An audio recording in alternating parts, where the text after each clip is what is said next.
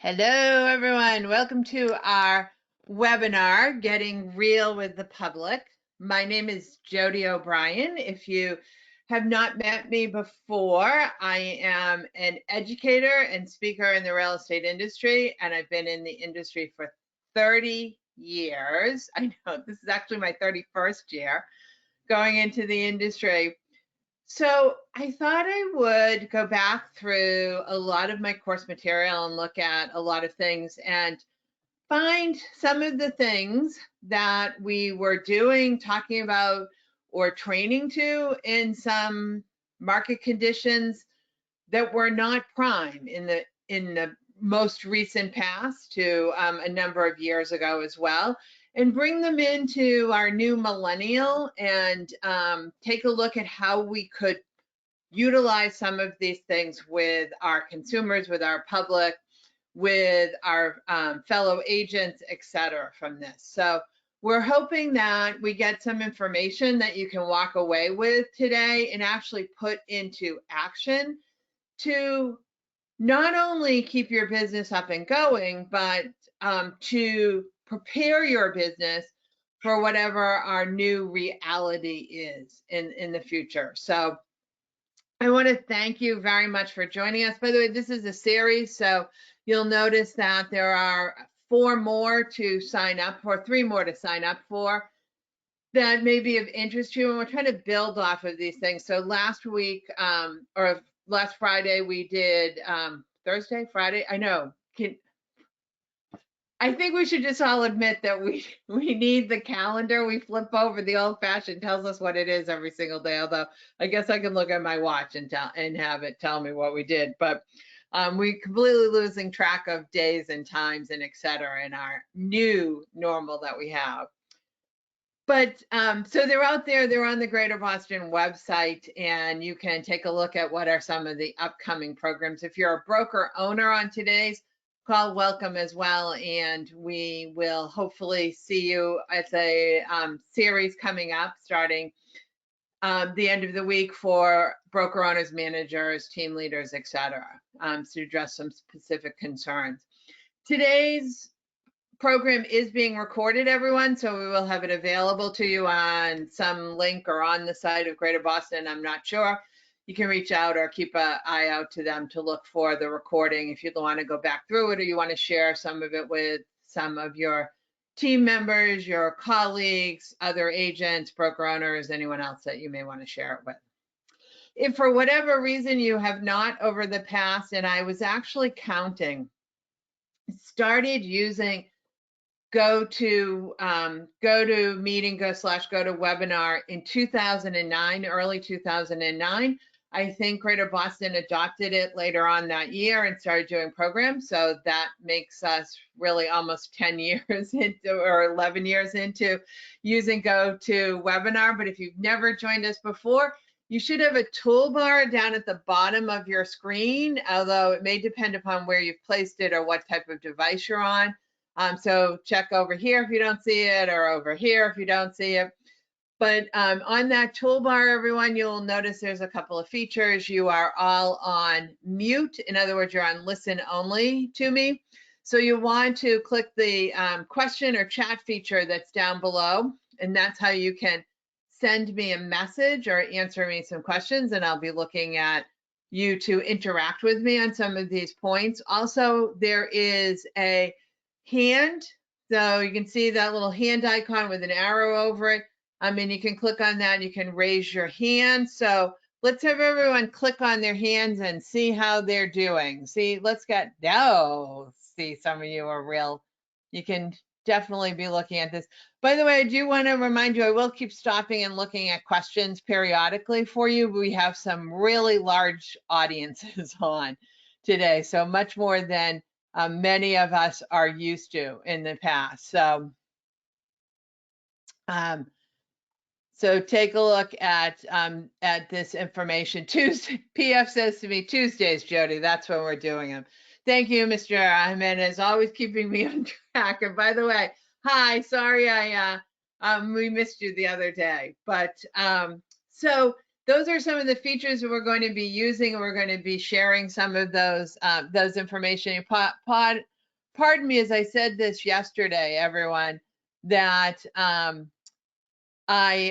the last time we did it, I am just in the wrong spot and standing in my new temporary studio here to do these programs, from seeing the screen without my glasses, my reading glasses, to moving up and reading it. So you'll notice that I do have to pause and move up and look at it.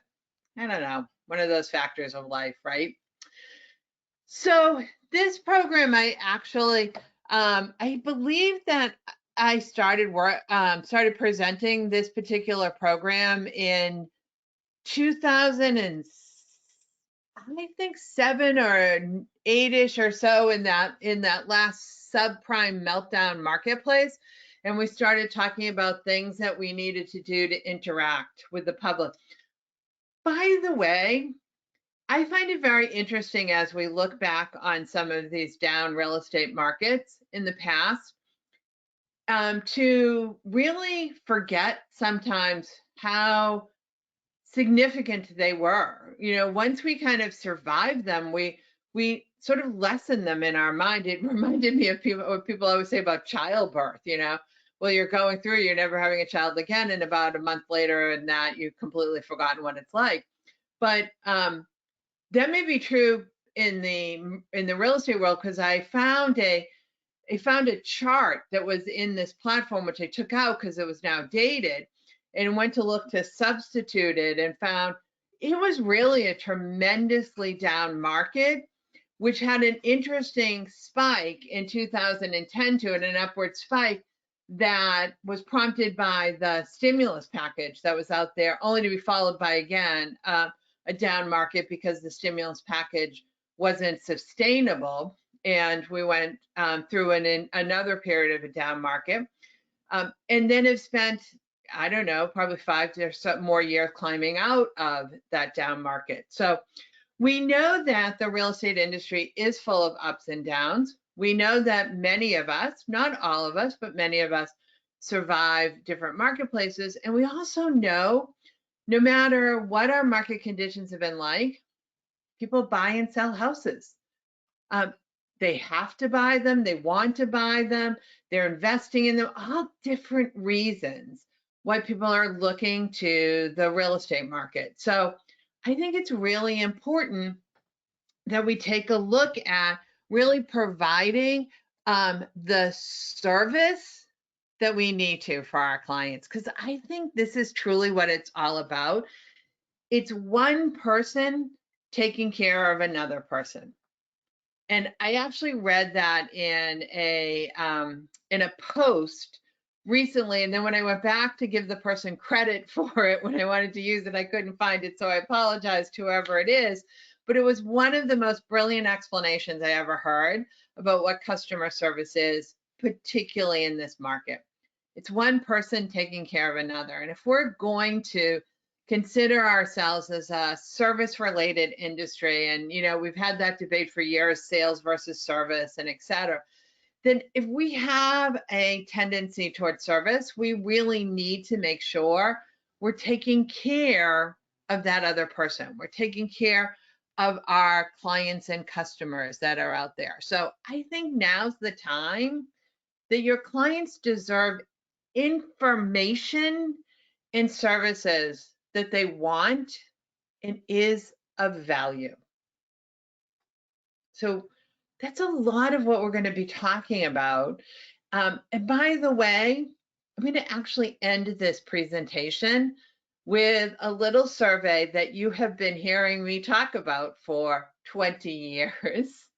And I actually got, and when I made this statement in my podcast group, I got a geek alert alarm from my fellow group, because I've been following this survey since 1991 and have kept and maintained the data up to it. And I'm going to share some of it with you at the end of this. But that survey that I'm talking about is one that I've been talking about in class all the time. I think it's a must-have document for everyone.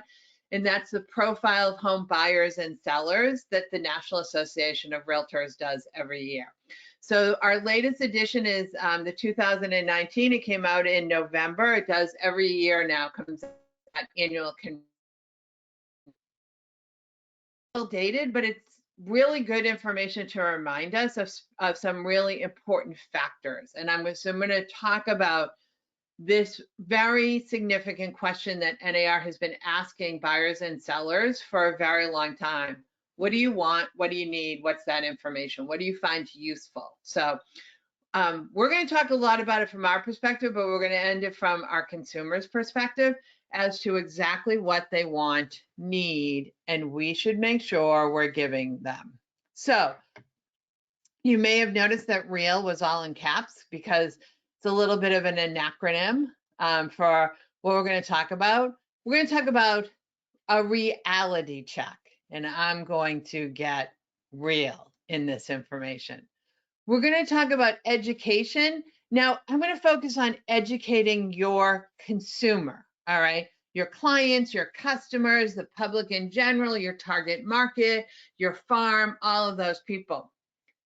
But that said, you can't educate the consumer if you're not educated yourself. So we might have to take a step back and bring some new tools, techniques, or take some of this time to be learning, all right? Take some of this time where people have said, you cannot rush about your day putting out fires from transactions, which is typically where most of us would have been. Right now is would have been the start of our busy spring season, and we would have put a lot of things off. Now's the time to put them at the top of the list and bring up that educational access, right? And that access is to information. And I'm going to get more specific when we delve into this, not just the access, because I think there's so much information out there, right? I mean, depending upon who you ask, people will tell you that Google or YouTube, which by the way, Google owns, Google or YouTube are the biggest search engines now in the world. There's lots of information out there. There's lots of information. That doesn't mean it's accessible because I've got to weed through it and get through it and figure out what's important. And by the way, I'm going to go back to point number one. I got to figure out what's real. All right. So we're going to spend some time looking at their consumers' access to information. And last but not least, everyone, is why should they give you their loyalty? Times are tough. They got to look out for themselves, right? Why you? Why your loyalty, right?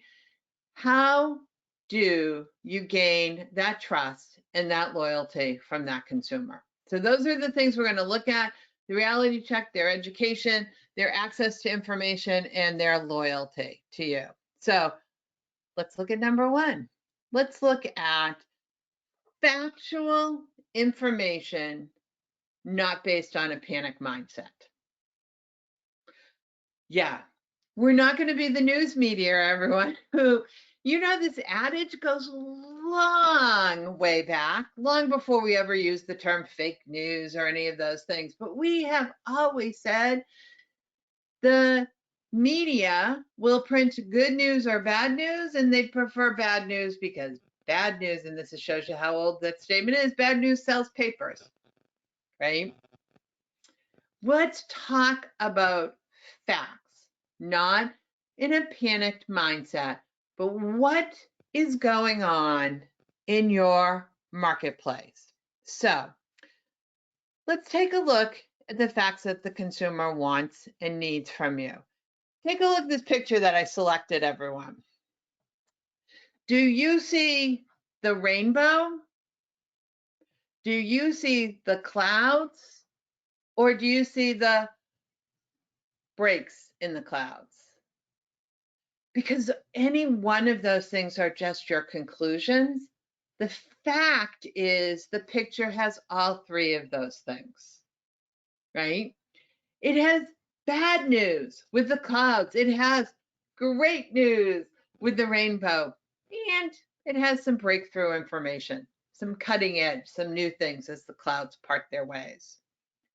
Let's look at facts and not the conclusions of those facts. So, what are some of the things we want to take a look at? Well, I think you want market data, all right? So you're gonna see me later on use an example of a buyer as Bob and Mary buying a condo in Arlington. So I guess I'm gonna stick with that scenario. So what are my current market data? Days on the market, list to sale, average, by the way, / median sales price. That's always been a bone of contention, everyone, because right now, if you go down in sales numbers, sales volumes, yet a high-end property goes under agreement, it's going to skew that price if you're using average, right? So please don't forget that thing you learned probably in high school math, the difference between average and median sales price. And most of us use the word average no matter which one of those two calculations we do, but the average calculation is usually far more common. And it's usually sufficient, but it easily skews in that advent. So make sure you understand that. Inventory absorption rate, and again, if any of you have spent time with me in the classroom, particularly in the SRS class, you know that I go into the inventory or absorption rate, right? Those are important calculations. I think there's lots more numbers, and we've been talking a lot about it. I talked about that in our previous webinar. I talked about it in a session we did with broker owners last week. It's important to know your numbers. There are more numbers than this. These are just the most popular and the things that I really wanted to say. But I'm also going to say that your customer's name may not benefit from knowing, like Bob and Mary, the condo market in Arlington, days on the market, list to sale, average median sale price, inventory rate, right? Many of you, market data is pretty broad because your market is broad, right? You know, sometimes when I ask in class, what's your market? And I mean, I've heard people say within the 128 belt. I think I've even heard people say within the 495 belt, right? This is a pretty broad-based market. So maybe your point of reality, and for many of your clients, are really your data, right? And by the way, I think it's always good to make sure you're in reality. Even if you're going to tell Bob and Mary what the market conditions are into Arlington, don't forget that your market conditions, your data may skew your message one way or the other. You may be spouting rainbows that may not be applicable to Bob and Mary, or you may be pessimistically viewing the storm clouds, which may not be true for Bob and Mary. So right now, what is your data, right? Go back and take a look for it. And here's more specifically what I would like everyone to start doing right now. First up, I'd like you to gather the market data you need and your data for the first quarter of 2020. Where have you been before you say how it reflects upon where you're going? Where have you been? Where is the market? Where's your client's information? What is the first quarter 2020? By the way, if you're not familiar, MLS PIN has the Market Watch update, which much of this is not only statistically calculated for you, it's actually graphed for you, because I probably am going to say this more than once in our hour together today, is I truly believe that people can't hear it till they can see it, right? The people need visuals and graphs and charts of this information, makes them absorb your hearing, your interpretation of it much easier as well. So I love that. If you don't know how to find that, go back out to the main page, mlspin.com. I know many of you get in further when you go to MLS because you're logging into Pinergy or into the actual MLS system, and you've bypassed or haven't bookmarked mlspin.com. Go back out there, and under, I think it's under the resources tab, you'll find the Economic Market Watch from that. And I did not go on and check just before this to see how updated they are. Hopefully they're keeping quite up to date with that information that's out there. If not, send them a message and ask them when the first quarter is going to be up. All right. Here's the other thing, because our business is seasonal, it's not always good to compare April's numbers to March numbers or March numbers to February's numbers. As a matter of fact, we typically do, and these are the numbers you'll see come out of MAR, they will always give you year over year. So this April compared to last April. So right now, pull the market data for Bob and Mary for last April, pull your data for last April, right? Because is it comparatively the same? Is it really less? How's it looking as it compares? And then be diligent going forward every single month. So you might like to put a search function in MLS Pin and save it and get those numbers that way. You might like to take those numbers and put them into an Excel spreadsheet, be able to look at them and chart them. By the way, if you're glazing over on me right now, going, who does she think I am, right? You know that I have two theories always about these things. Theory number one is ask a 9-year-old, and you'd be surprised, everyone. They have an amazing use of Microsoft products and know how to utilize spreadsheets and et cetera with those repetitive numbers and that. Or Google it, right? So, go out and search for how you do those things. Don't forget there's programs like Fiverr, Fiverr. I think I spelled that correct. Apps, they always have an odd spelling, but just do a search for it.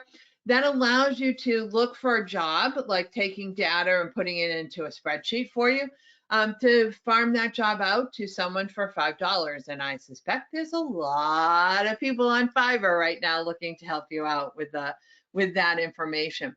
Or utilize some of the programs that are out there. Maybe it is now time. I know I'm going to probably talk a lot about keeping your finances down, making sure you've got control over them, but maybe you should take $5 or $10 or, from here and there, things you're not using, and start putting them into things that you really would use. Trend Graphics, Altos Research are two of them. If you're using a program that trends or tracks this data that you love, throw it in the chat section here. And oh, there we go. I was going to say I lost my pointer from there. So that is the information. So what do I mean by the data? So again, let me take Bob and Mary for the market data. All right. Bob and Mary are these fictional buyer clients that we have that we're right now in the middle of their search for a condominium in Arlington, Massachusetts. I'm making this up, everyone. You know that, right? So right now I want to know what the first quarter days on the market for condos in the town of Arlington were. All right.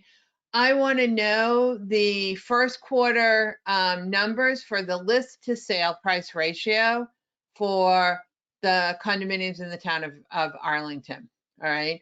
I want to know what April 2019 days on the market were for a condominium in the town of Arlington. I want to know what the list to sale price. That's the actual data, the facts, the actual real tracked numbers that are coming out of multiple listing service. All right. Though that's the information that I need to start using. And again, if you're not a real numbers person, maybe that's a great tool to reach out to someone else in your office that is a number person. And some of you have heard me share this story before, but when I was a relatively new agent, I got into new construction, working with builders, and I partnered with some of the builders with my best friend and broker owner to work with some of the builders, because we had wonderful talents that were completely different in there. And one of the talents she had was, I used to call her the spreadsheet girl. She could sit down with a builder. And by the way, builders are very factual, number oriented people. All right. They wanted to know all these numbers, and she could track them and share them like there's no tomorrow. I want to find someone like that right now if I'm not a numbers girl. And that, by the way, it wasn't my talent. I was the one who liked to help them pick out what color countertops they wanted or what finishes they wanted, all the things that frankly drove her nuts. But the builder also needed to know in a timely manner and get them done. So that was a little bit more of my expertise. That we worked very well together. But over the years, she taught me really well in how to understand and interpret this data, this information. So, not your strength. Look to go out and partner with someone, find someone to teach you, or go out and look and see if some of those tools that information is available online. And again, I'm going to give you a resource when we get into that education section of exactly what you're looking for from that. So, good question. There we go. So here are some of the other factual or realistic information that they have. We know that the seller controls his ultimate goal by things like the condition of the property, how the property is staged. And I use that word that we often come into control over, but frankly, how clean, clear, uncluttered, neutralized it is. I'm going way back. This actually goes back to a concept in the 1970s when David Knox created, I'm going to date myself here, everyone, created his video series. They were actually VHS tapes from that. Dress Your House for Success is what David called it. I actually think they're still out there in digital format now and been updated. But those are things that the seller controls, the availability of the property. Can I get in? Can I show it, etc. We know those have always been a condition. We also know that the agent controls some of the success as well to that information, the marketing, the exposure, again, the agent's availability to how you show these things. You know, some of the things I'm looking at is what people are talking about controlling this issue. And I have to give you a word of caution when we're kind of allowed back out and back into business. Where's the happy medium between creating availability for a property and too tightly trying to control the situation, which might be harmful to the consumer? There are all sorts of other things that neither one of us have control over. How many buyers are in the market? What's the availability of money in the market? Can buyers get financing and et cetera? Those are all going to be a factor. By the way, the availability of money is going to come into play greatly when we start taking a look at what our money aspect is. So let me look at some of the realities of this. In the last 12 to 18 months, all right, so I'm going to go back. Let's put me back in February backwards. So before really most of this started happening to us.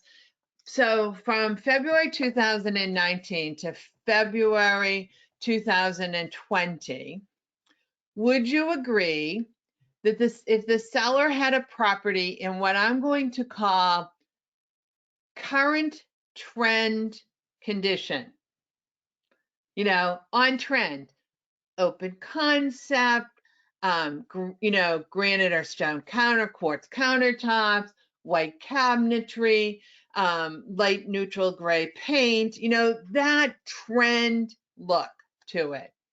Would you agree with me? Raise your hands if that property sold faster and for more money. Raise your hands if you think in the last 12 months, February to last February, raise your hands if that property sold faster, if it was on trend.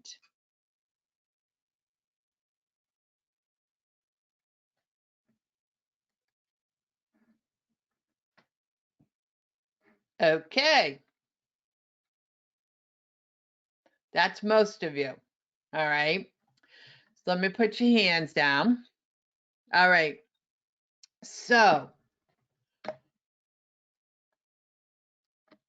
what factors might change that in February of 20 or March of 2020 moving forward? Will that be true? What factors could change the seller's condition of property affecting the price and timing of sales? Just chat them on over to me.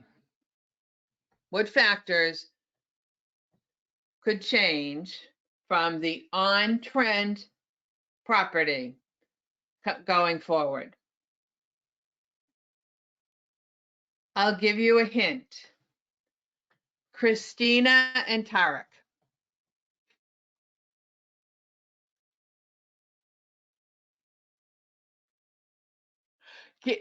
Kim, I would agree with you that the overall factor of money could override anything you could possibly do. Absolutely, from there. Lower inventory, you say. I think I'm guessing I'm gonna caveat you, Laura. I'm gonna add to your comment the overall market pricing, right? So what the competition is priced at. We'll look at that. New and different trends can yeah. We don't know what we're going to see in the post you know what world from that. So you are correct. So we may see whole body desanitizing equipment as we enter into houses or et cetera. Smart technology is probably going to play a role as well in some of those things and how they'll come into that.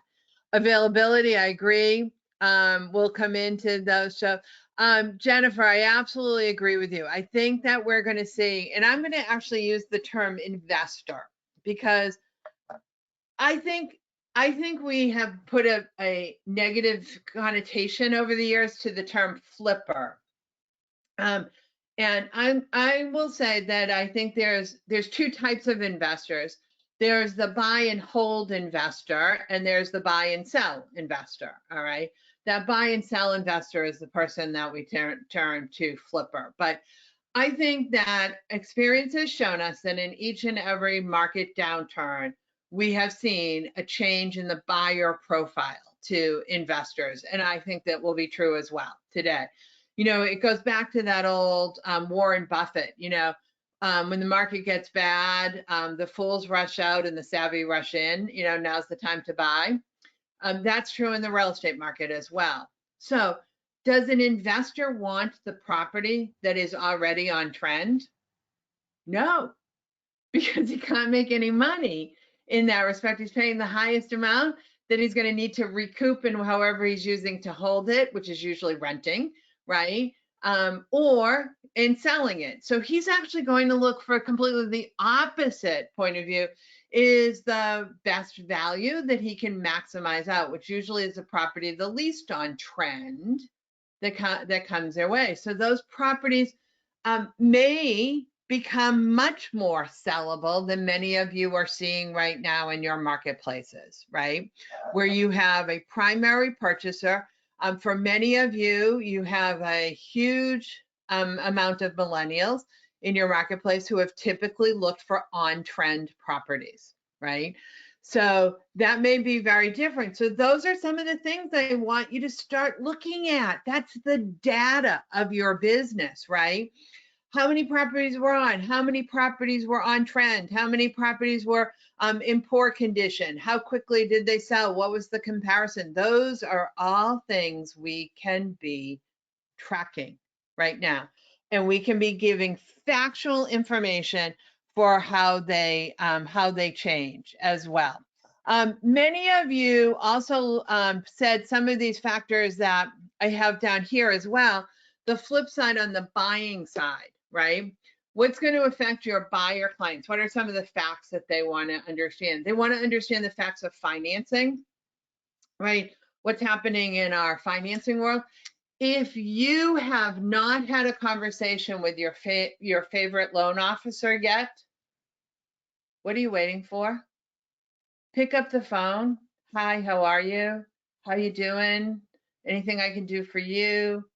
Can you just fill me in? What's our current financing? Could you keep me updated? Could we have a virtual cup of coffee once a week and let me know what's going on?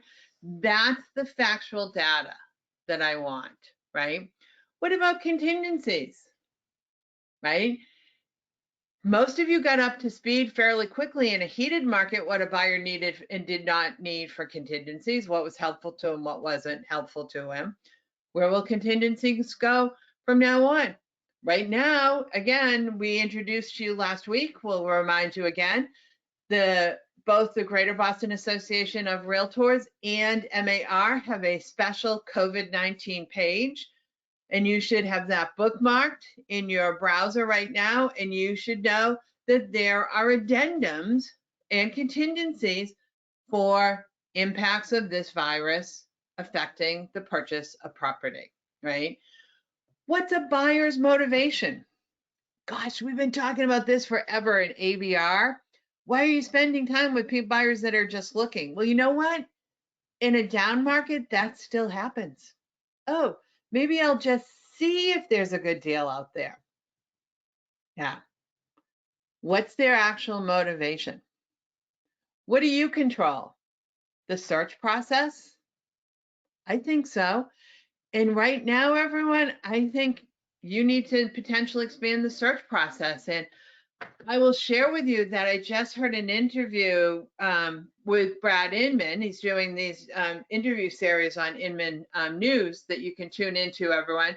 And he shared a story of someone actually door knocking on his house in Palm Springs, looking to see if they were interested in renting the house. And they were literally just going up and down the street door knocking. It was a consumer, right? Is it possibly time for us to expand our search process? Or will it be as you go through? What are some of those things? How about negotiation skills, right? Fine tuning many of those negotiation skills that we really need to happen. What happens in a down market? How do we not look like bullies and yet get what our buyer clients need in their best interest? And what are things that neither one of us control, the buyer or the agent? The amount of inventory, right? That's in the marketplace. The money or availability or the job security. Someone asked me to give an example of how an agent controls marketing. Well, let me share with you that many of you have been selling in a market condition where when you walked out the door with the listing, 12 neighbors saw you, they told 865 people, and you had an offer in 6 minutes. Okay, the girl does exaggerate just a tad, right? But marketing was not necessarily a requirement to let people know, to increase the exposure, to create the amount of people that knew the property was sale. Marketing is something that you control and might become vitally important. And FYI, many of our relied upon marketing things like open houses, guys, I don't know if open houses are going to make it into our new normal, right? So what we do know is that virtual marketing is what I need to ramp up, and that's in my control to learn how to ramp up virtual marketing, to get virtual marketing out on social media sites, on in video format to my clients, up on my website, all different ways that I have control over the marketing factors. And again, increasing exposure, increasing the numbers of buyers through, therefore increasing the potential for higher price, a lower market. By the way, how do you prove that? How does that go back to reality? They go back to that previous slide of your numbers, right? Your numbers compared to others. And by the way, you can track your numbers and compare to somebody else's as well in MLS. And before you do it, because it's not easy to do manually, check with your broker owner or manager. They actually might have a program. We typically refer to them as broker metrics programs that pull that data and mine it that way out of MLS. and they can look for competing companies or competing agents to their statistics or number. Yeah. Larry, thank you for that reminder of the negotiation points from that. So if you have not read Chris Voss, V-O-S-S book, Never Split the Difference, Larry, I don't know if anyone else wants to join in recommending this book, best negotiation book I think I've ever read in my life. All right. And I think that's a wonderful tool when we're looking to educate ourselves. There's a wonderful, and if reading is not your thing, everyone, get it on Audible. It's on Audible. Chris has a YouTube station where there's a lot of content from his interviews over the years on. Chris is a former FBI hostage negotiator, everyone. I was fortunate enough to meet him about 1.5 years ago at the Massachusetts Women's Conference, and really truly a very nice and very fascinating gentleman. I would also recommend that you go on harvard.edu/PON, which is Program on Negotiation. That's the site from Harvard's business school, the subcategory that was started after, oh my God, its name just flew out of my head. Getting to Yes was written, which is a group of Harvard professors. So harvard.edu/PON, Program on Negotiation, or just simply Harvard's Program on Negotiation, Google it, and you'll find that from that. Oh yeah, Sonia, his Black Swan Society is the name of his company as well. Thank you for that as well.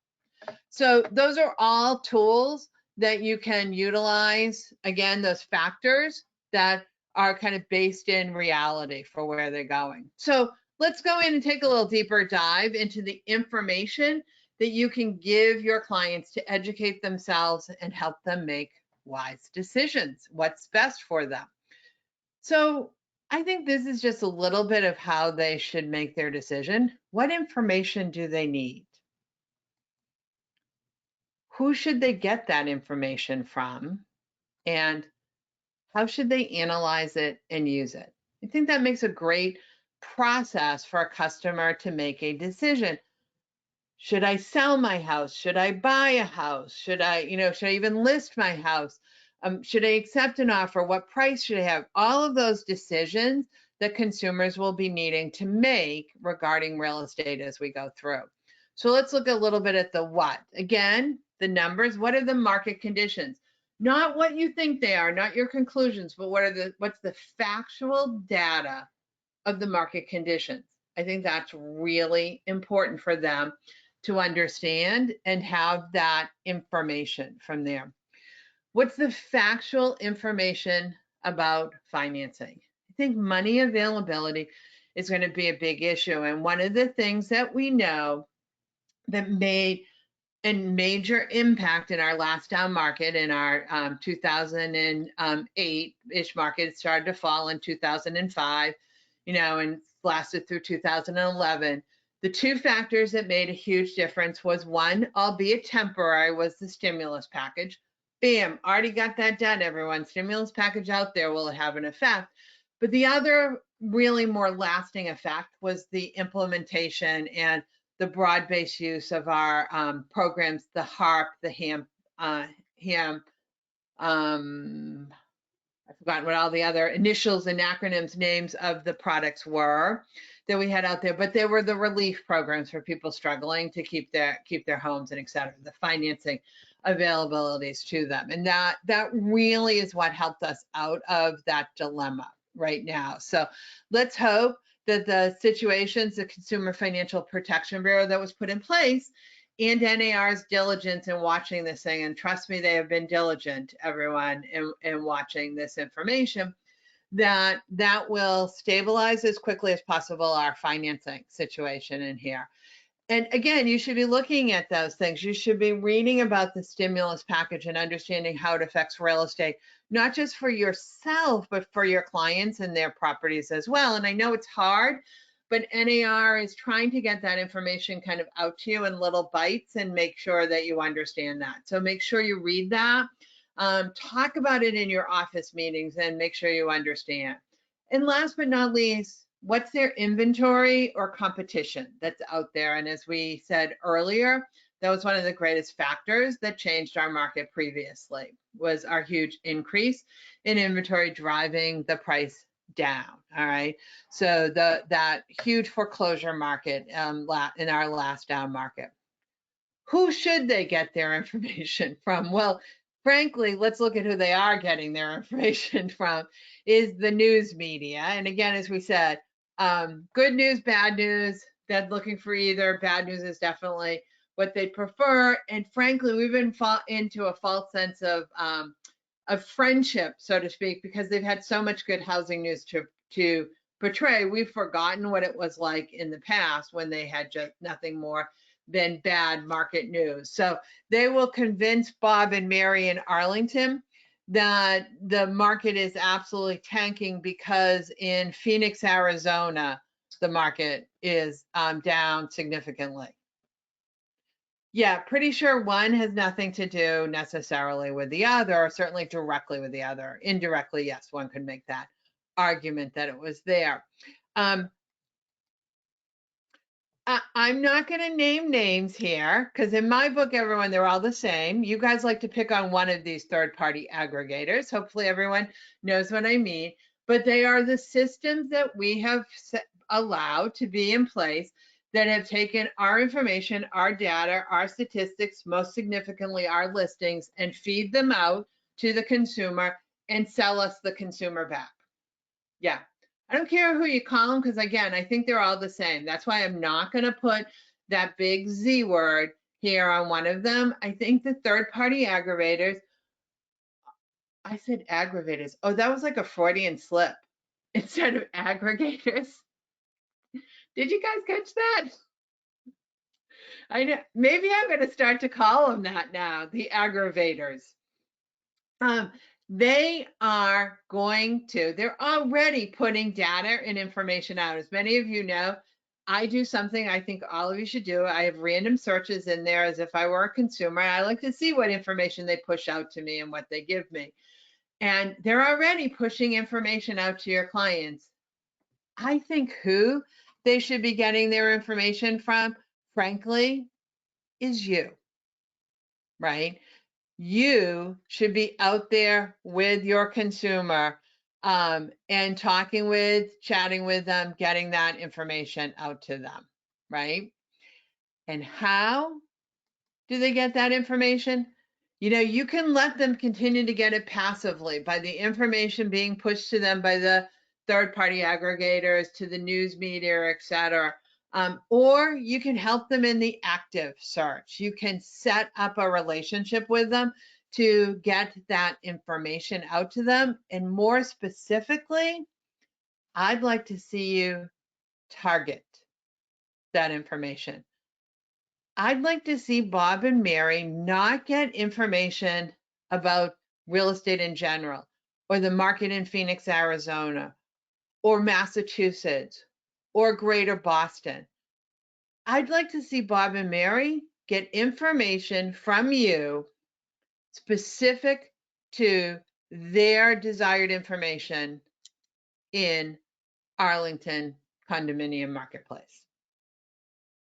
Go back and take a look and look at what everyone has been interacting with you. Look at what they're going through. Look at that information that they've been specifically looking at. A very good friend of mine, we were both on a panel on a call the other day, and she is, besides being a national speaker and very involved in the Realtor organization, et cetera, Lee is also an active selling real estate agent in Fort Worth, Texas. And she shared the story that she jumped on her neighborhood Facebook page, of which she said, like many of you, there are several realtors in the neighborhood and on the page. She said, but there is a post about neighborhood statistics and information by a brand new real estate agent living in the neighborhood. And she said, what was I thinking? Why wasn't I the one who had targeted my own neighborhood, the group that I'd been trying to target, prospect, and gain the loyalty and trust, et cetera? Why wasn't I the one actively delivering them targeted, specific information that they cared about? They didn't care about Arlington, Massachusetts. They cared about their neighborhood in Fort Worth, Texas, right? What was happening in that market. Those are the things you want to specifically look at. How does the consumer get access to this information, right? The data and the information. I think you can look at it in several ways. Interactive communication, we're going to take a look at. We're going to take a look at infographics, and we're going to take a look at high tech and high touch communication. All right. So let's look at high touch. Oh, wait. I mean virtually now, right? For the moment, everyone, our high touch is virtual. And this piece of information, everyone, is not new. If you have been in my class before, you know that I most often keep a running list behind me on the whiteboard or the flip chart or whatever I have in that particular classroom of all the technology tools that come out of my mouth somewhere in the course of the program that I'm teaching, right? So you are not hearing this for the first time from me if you've been in my class, but everyone, virtual face-to-face meetings, and you know I have been talking about this one for a long time, everyone. By the way, I'm going to point out, just in case you're on a smaller device and you can't quite see this, it's zoom.us, everyone. All right. Zoom.us, not zoom.com. That's some weird PowerPoint-y slide thing. Zoom.us, all right. You are hearing about it in the news. It's one of our fastest growing video conferencing platforms that are out there. And there's a couple of reasons why I recommend this as a wonderful tool to communicate this information. Number one, you've heard me in this in class as well. It's free. There's a free version of it, everyone. Free, right? Now you can pay, and maybe you'll need to or want to pay for that. Maybe as an office or a company, you'll want to get a business subscription to it, et cetera. But there's a free platform. It's tremendously easy to use. And it allows for really interactive communication. So I'm face-to-face, which is that high touch aspect, but it allows me to screen share. So frankly, it looks just like what we're doing now. So you notice I was screen sharing my PowerPoint. I'm now screen sharing my web browser, and you're seeing that. I happen to use a platform called GoToWebinar, which I've used for years. It's not cheap, everyone, and it's probably not something that most of you would be interested in using. Frankly, I've been giving Zoom serious consideration myself of switching over to as well. So Zoom is a wonderful place to maintain high touch contact with your clients or your customers. Guys, they may be desperate to just see you, right? How are you doing? Many of you still work in small community environments where you can't go out for a cup of coffee or to the grocery store or anything without running into 2, 3, 4, 5, 6, 20 past clients or customers. They're used to seeing you. Get your face out there, get high touch out there, and get utilizing for. I see some my bubble pop up, and I'm make sure I don't miss anybody who has.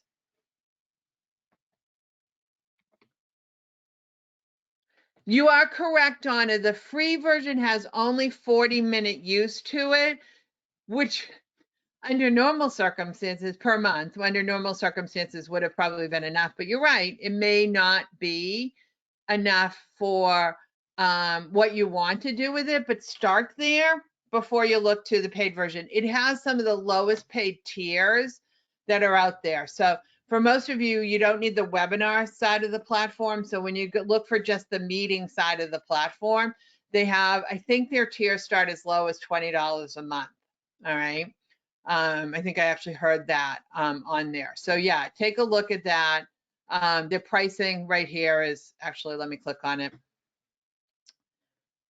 $19.99. All right, $19.90 a month is their lowest version. So some pretty reasonable amounts. Again, I'm not trying to get anybody to spend money in this environment. As a matter of fact, I'd like you to stop spending money for the most part. but I think some tools are critical that we need for this new environment. I would also say to you is that make sure you're out there and using personal messaging devices. In other words, reach out to people through Messenger, through LinkedIn DMs, through Instagram DMs. If you have their number in your phone, text them, right? Send personal messaging to your clients, not just general messaging or email. Remember, people are trying to work from home as well. They're trying to homeschool, etc. So send them a message directly that they might more easily catch. And here's ones that I really want you to take a look at is high tech. By the way, neither one of these are new. You have heard me say these two tools before, but I want to remind you, and as a matter of fact, for our first one up, so remember, this is Loom. So I just talked about and showed you Zoom, Z-O-O-M. This is Loom, L-O-O-M. And I did a little demo for you last night so here's my Loom video for Bob and Mary, everyone. Bob and Mary, I just thought I would drop in and give you your monthly market update for your new purchase, a condo in Arlington. I hope you guys are really excited. So let me move out of the way here. And I wanted to show you the statistics that we've been looking at for the last couple of weeks. This is from the Greater Boston Association of Realtors. So let's restrict it to condominiums, which is what you're looking for in the town of Arlington. And let's take a look first at the sold numbers. So for the month of February, we're at 12 sold condos in the town of Arlington. And we have on the market right now, new to the market, we have 20 new condominiums in the town of Arlington. So we have a nice selection for you to choose from, and that statistic is currently up from the previous time we talked, as you can imagine. So let's go further into this information. So let me get my mic back here, escape out of the full view. What you're looking at, everyone, is what you produce when you utilize Loom. You get a link to this page, just like you saw me open in this link. So you can embed it in email, you can embed it in Messenger, you can embed it in a text wherever you are. They can click on it, that opens up their browser and opens up this page directly to them. Now, I'm going to answer this question before you ask, and then I'm going to tell you what I think about it. Yes, you can turn your camera off. So what I tried to do is show you that there's a small, medium, and large bubble that your camera can be on. So I started out in the large bubble to talk to them directly, and then I moved over to the small bubble off to the side. You can turn that off completely. Just use the audio and the voiceover. Guys, please stop doing that. All right. At every opportunity, you can turn your camera on. You cannot have high touch without the technology of your camera. All right. This is a new environment, everyone. People are used to seeing you in your house. They're used to hearing kids in the background. They're used to hearing, people doing other activity, dogs barking, cats walking across the screen. We're getting used to all this. This is our new normal. Please turn your camera on and talk to the people. Again, I use Greater Boston's number, RPR's, Market Watch, your own platform. You can screen share absolutely anything you want. How did I do it last night? It's free. There's a free version of Loom. Yeah, I'm telling you, it is major simple to use. If you can't figure out, there's some wonderful videos on there. Major simple. What a good project to be working on, to have a high-tech touch. The second application, everyone, is the infographics. And let me pull this up so everyone could see. So Again, this Venngage is an infographic that I've been talking about forever. It has a small fee to it, but they do some really wonderful infographics because, again, I think people can't hear what you're saying till they can see it, right? And they see it in a much more visual, colorful way in today's world. So creating those infographics may be something else that you're looking for, all right? So again, there's the URL of the website that's up there. And really the last thing I wanted to share with you is how do you get that client? I think we need to stop asking for referrals and we need to focus on gaining referrals, right? Earning them. And here's what I want you to know from the 2019 profile of home buyers and sellers. 75% of buyers said they'd use you again. 48% of sellers said they'd use you again. Why don't they? Most of the time because you don't keep in touch with them, right? So if you want to gain their loyalty, earn it and keep earning it every single day. By the way, I said I would leave you with not what we thought your buyers and sellers wanted, but what they told us that they wanted. Again, this is the question from the 2019 profile. What did you want from your real estate agent? Here are some really useful tools. Many of them we did cover: negotiation, pricing, information, accessibility, right? Those are a lot of tools that they were looking for. I think we're going to see some changes in 2020 to this list, but I think many of these things are going to appear on this list over and over and over again. Guys, here's what I hope. I hope that number one, we've given you hope, right? That you realize, although this is most likely going to be a changed market, that we're going to have a new reality, that we're probably in for, as they would say, right, a bumpy ride. But there are ways through this, around this, under this, over this. We're all in this together. Let's help each other out. Let's get these things accomplished. Let's learn new skills. Let's communicate with our buyers and sellers. And let's keep our businesses moving forward, even if from right now they're from our homes and they're not physically moving forward. Guys, thank you for joining us again. We're on next week as well with a webinar. So if you haven't signed up already, please do so. The registration is on Greater Boston's page. And if anyone would like to reach out to me and want some additional information or explanation, here's my contact information. Again, this has been recorded, so we will get it to you as soon as they can in Boston. I'm sure they'll put it out on the page as to where the link is to the recording. Thanks, everyone.